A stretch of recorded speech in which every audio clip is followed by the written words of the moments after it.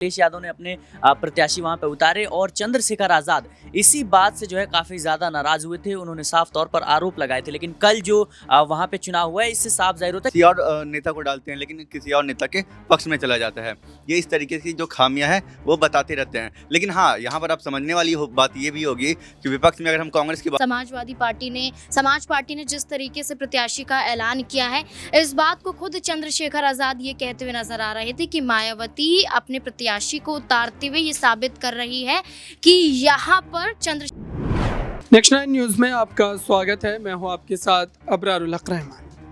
दर्शकों, पहले चरण का मतदान होने के बाद भी विपक्ष जो है वो संतुष्ट नजर नहीं आता।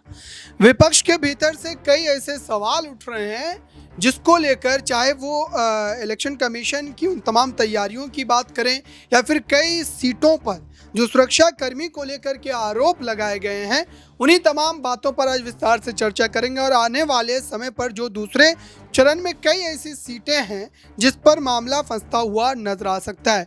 कल जो पूरे दिन चर्चा रही वो नगीना सीट की रही। चूँकि नगीना सीट पर जिस ढंग से चंद्रशेखर आज़ाद ने मेहनत की थी और फिर उन्होंने वोटिंग के दौरान जो एक बयान दिया वो काफ़ी ज़्यादा हैरान करने वाला था।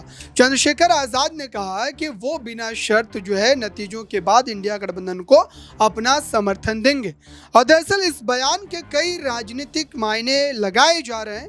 क्या चंद्रशेखर आज़ाद को इस बात का आभास होने लगा था कि कई लोग इंडिया गठबंधन से अलग होने की वजह से, जब वो चुनाव लड़ रहे हैं, इस वजह से भी उनको जो है अपना समर्थन नहीं दे रहे हैं? और क्या इस वजह से मजबूर होकर उन्हें मतगणना जो है मतदान के दौरान जो है इस तरीके की जो है बयानबाजी करनी पड़ी? इन्हीं तमाम बातों को समझते हैं दर्शकों कि आखिरकार वाकई क्या कल जो है चंद्रशेखर आज़ाद का ये बयान देना, वो कहीं ना कहीं इस बात को समझ चुके थे कि उनकी हार जो है वो हो रही है, या फिर इस बयान के बाद उनकी जीत जो है अब सुनिश्चित मानी जाएगी? इस पूरे मामले पर न्यूज़ रूम में जो तमाम सहयोगी हमारे साथ काम कर रहे हैं उनसे ही जानेंगे कि आखिरकार कल जो उन्होंने लगातार अब तक खबरें पहुंचाई है, उन खबरों को जिस तरीके से उन्होंने तराशा है उसको लेकर के इनकी राय क्या है। खास करके नगीना सीट पर जो आपने तमाम रिपोर्ट्स की है उसको लेकर के आपकी राय क्या है? क्या नगीना सीट का समीकरण किस तरीके का रहा? लोगों ने किन मुद्दों पर वोट किए हैं और चंद्रशेखर आज़ाद की जीत कितनी यकीन?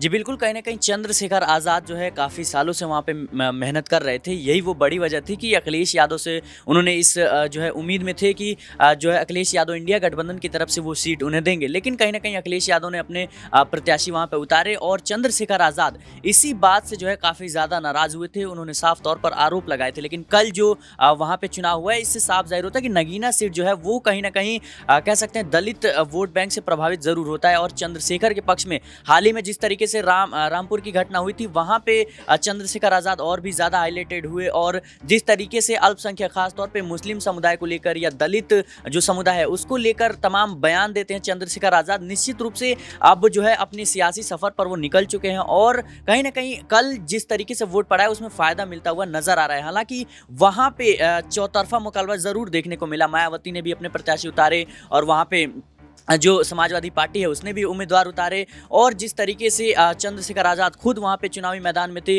और बीजेपी ने, तो कहीं ना कहीं मुकाबला जो है बेहद दिलचस्प होने वाला है। लेकिन चंद्रशेखर आज़ाद के पक्ष में मुझे लगता है कि वोट जो है उसमें बढ़ोतरी देखने को मिली है।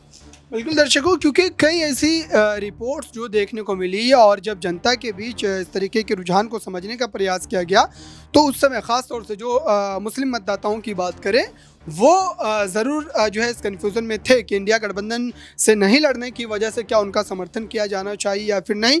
लेकिन उन्होंने बीच में ही ये बयान जारी किया, उसके बाद पूरी तरीके से वोट जो वो एक तरफा पड़ता हुआ नजर आया है और इस वजह से ये माना जा रहा है कि उनकी जीत जो है बिल्कुल यकीनी है। तो कल जो कई जो है बूथों की हम बात करें वहाँ पर ईवीएम की भी गड़बड़ी की खबरें आई है, तो क्या ये भी एक बड़ा फैक्टर हो सकता है? क्या उससे उनके वोट प्रतिशत में कोई जो है घटाव बढ़ाव की बात करें या फिर किसी तरीके कोई हार में एक बड़ा फैक्टर अदा करे? देखिए, सबसे पहले आपने बात करी ईवीएम की, तो ईवीएम का मामला जो है वो सुप्रीम कोर्ट में फिलहाल अभी चल ही रहा है और वीवीपैट टी का जो सबसे बड़ा जो इशू रहा है, ये सबसे बड़ी समस्या रही है और विपक्ष की तरफ से यही दावा किया जा रहा है कि इसमें कोई खराबी है और ये जानबूझकर इस तरीके से चीज़ें करते हैं कि ये वोट तो हम किसी और नेता को डालते हैं लेकिन किसी और नेता के पक्ष में चला जाता है।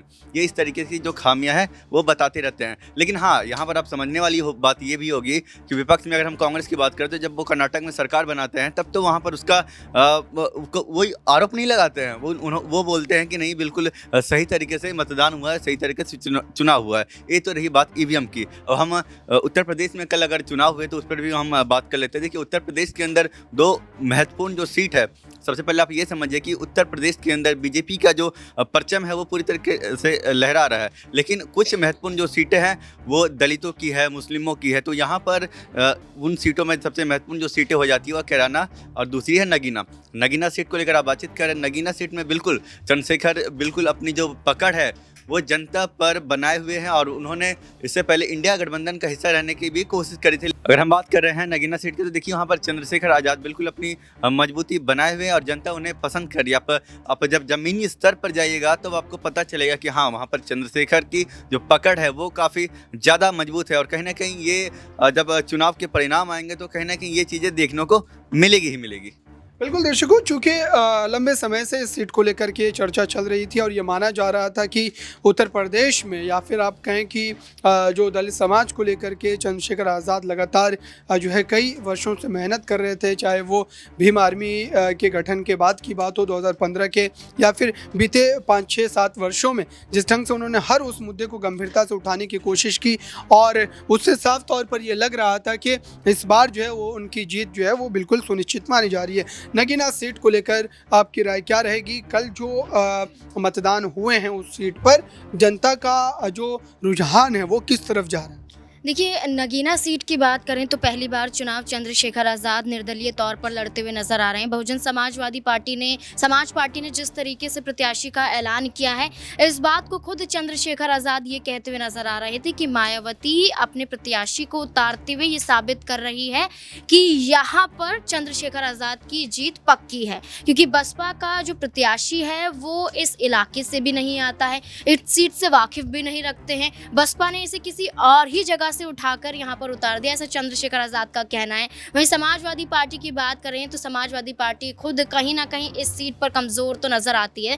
तो अगर हम पूरा समीकरण की बात करें, जो कल पूरा माहौल यहाँ पर घटता हुआ नज़र आया, ईवीएम में छेड़छाड़ी की बात की जाए या फिर वोट ना देने की बात की जाए, तो तमाम चीज़ें हुई, लेकिन उसके बावजूद चंद्रशेखर आज़ाद वहाँ पर पोलिंग बूथ के बाहर आए, यहाँ पर अधिकारियों को भी हड़काते हुए दिखाई दिए। दूसरी तरफ वो यहाँ पर ये भी कहते हुए नजर आए कि नगीना सीट पर वो पूरी नज़र बनाए हुए हैं। यानी कि पूरी तरीके से देखा जाए तो चंद्रशेखर आज़ाद जिन दलितों को लेकर बात करते हैं, जिन पिछड़े वर्गों को लेकर किसी भी राज्य में चले जाते हैं, जहां भी कुछ भी घटना घट रही हो, उनके इंसाफ को दिलाने के लिए, उनके हक दिलाने के लिए धरना प्रदर्शन भी करते हुए नजर आते हैं। तो इस बात से साबित होता है कि उत्तर प्रदेश की नगीना सीट तो चंद्रशेखर आज़ाद के खाते में ही आएगी। इस पर पूरी हमारी नज़रें बनी है दर्शकों, चूँकि लंबे समय से लगातार जो है पश्चिमी उत्तर प्रदेश की कई सीटों को लेकर जो है चंद्रशेखर आज़ाद रणनीति बना रहे थे, लेकिन आखिरकार उन्होंने नगीना सीट को चुना। अब नगीना की जनता क्या चंद्रशेखर आज़ाद को चुनती है या नहीं चुनती है, इसका फैसला 4 जून को होगा। इस पर हमारी नज़रें बनी हुई है दर्शकों, जो भी अपडेट होंगे वो आप तक पहुँच रहेंगी। जुड़े रहिए नेक्स्ट 9 न्यूज़ के साथ।